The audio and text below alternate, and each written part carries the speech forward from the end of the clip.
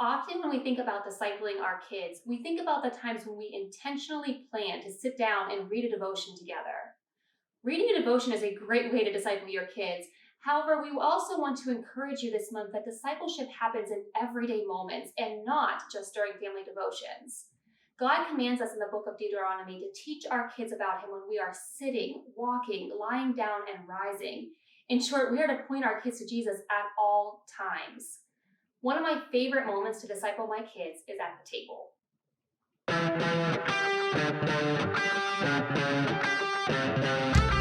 Welcome to another episode of Fridays Are for Families, where we seek to empower and equip you to grow as a disciple and disciple maker of Jesus Christ.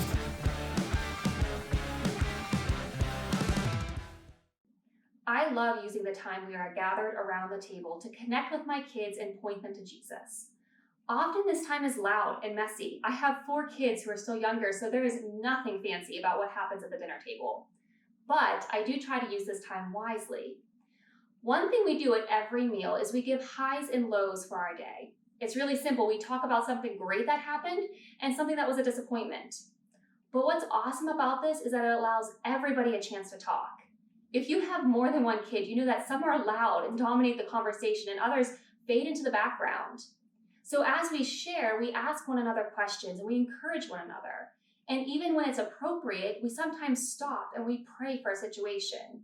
You can even ask if your kids would like to pray for a sibling or allow your kids to pray for you.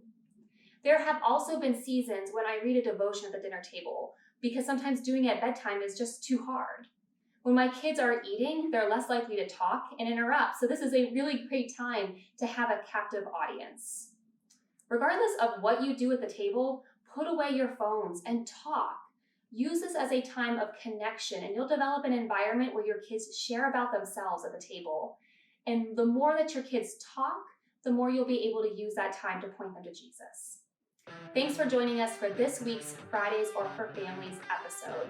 If you have any specific requests for information that you would like to hear about, we invite you to share them with us either by commenting on this video on YouTube or Facebook, or email us at family@lifeapathway.com. See you next week.